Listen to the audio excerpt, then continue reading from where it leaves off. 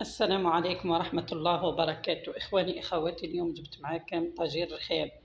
طريقة طريقة رائعة ممتازة جدا.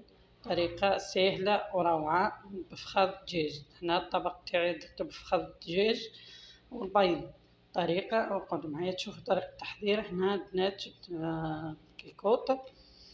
راح ندير عندي حبة بصل، كعب تاع بصل مقطع رقيقة. ونجيب فخاد دجاج. هنا أنا استعملت 3 أفخاذ. انتوما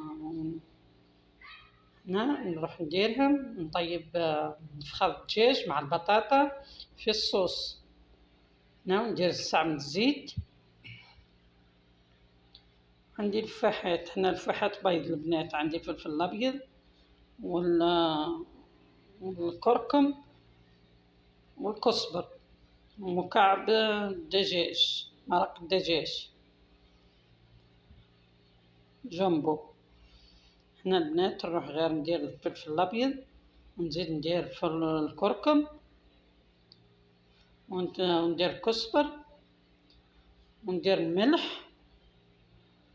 هنا طريقة سهلة.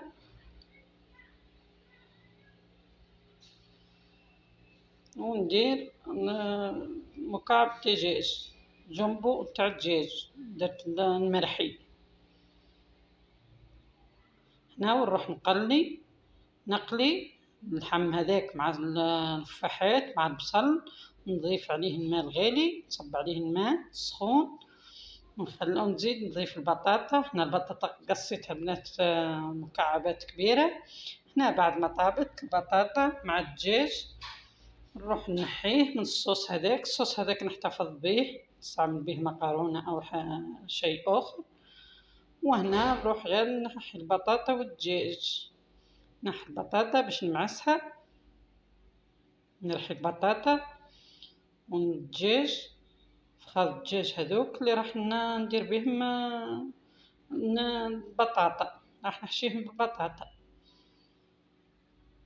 أول شي نروح نحي غير الجلدة هذيك ونحي رؤوس العظام هذوك من فوق. هنا خوات هاهو سخون. نخلي غير اللحم. هنا نمعس البطاطا بنات، نجيب البطاطا نمعسها مليح، نرحي البطاطا هذيك مليح حتى تذوب. البطاطا طايبة في الصوص، طيبة وبنينة. نسهلو على رواحنا، نديرو كلش طايب ما نطيبوه مع بعضاه في مرق. نجيب هنا الأخوات، هنا عندي خبز مرحي ومغربل رقيق، وعندي 2 بيضات راح نستعمل بيضة وصفار بيض. هنا عندي الفاحات، عندي كركم وفلفل أبيض. لأن البطاطا طايبة في الفاحات بنينة روعة. هنا ندير البيضة ونزيد نروح ندير غير الصفار، نحتفظ بالبياض الآخر. راح نديرو من بعد فوق من فخاد الدجاج. هنا درت غير الصفار بيضة وصفار بيض. هنا نحتفظ به البياض ونروح نزيد نصب الخبز المرحي هذاك. هنا الخبز استعملت خبز مرحي، نشد به البطاطا والعظام.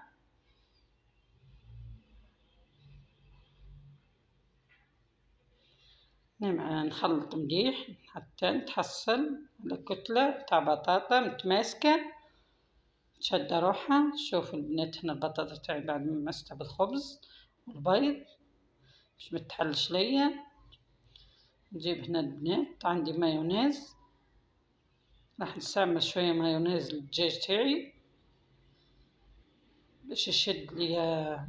نديرو من فوق الدجاج باش يشد للبطاطا. وعندي بيض مغلي في الماء، راح نستعمل البيض مع الفخاد.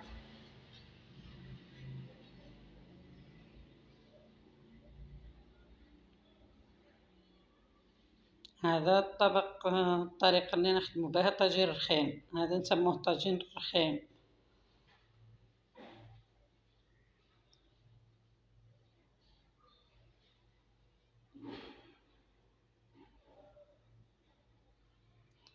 هنا نزيد نجيب بطاطا البنات ونروح غير نوليها على فخاد الدجاج. هنا نحط الفخاد، اللحم طايب، البطاطا طايبة. هنا الطريقة هذه، ونروح نضغط ونلم البطاطا على اللحم هذاك تاع الفخاد، فخاد الدجاج، ونروح نزير مليح الأطراف والأجناب، نشكلو على فخذ الدجاجة الطريقة هذه.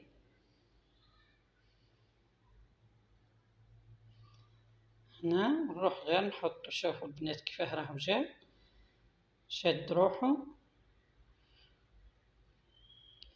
ونروح نكمل البيض وفخذ الدجاج الاخر. هنا نستعمل فخذ الاخر حتى نكملها، فخذ الدجاج والبيضات هذوك 3 مغليين في الماء. نزيد نضيف البيض راهو طايب في الماء. هنا نزيد نحط البطاطا البيضة في وسط البطاطا ونكركبها عليها حتى نتحصل على كركوبة تاع بيضة طريقة رائعة. شوفوا البنات الشكل اللي راني تحصلت عليه. هنا كملت الأخوات، ونروح غير نحطهم يبردوا شوي، ونروح نزيد نضيف المايونيز هذاك اللي تبقاني، نزيد نضيف عليه بياض البيض، ونزيد عليه شوية تاع مايونيز. راح يعطيه نكهة، صدقوني البنات راح يعطيه نكهة رائعة للدجاج مع البطاطا.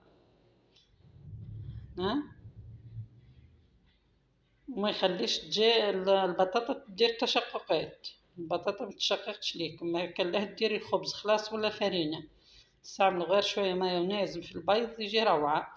وروح غير نحطهم يتقلوا. هنا البنات راني نقليهم حتى يعطوني شكل أحمر رائع ممتاز. هنا نضيف الزيت عليهم من فوق ونصب غير الزيت من فوق. شوفوا البنات كيفاه راهم جاو روعة. هذا الشكل النهائي بعد ما كملت طيبتهم فخذ الدجاج وهذيك البطاطا مع البيض، قصيتها على 2 بيضة، نقسمها على 2.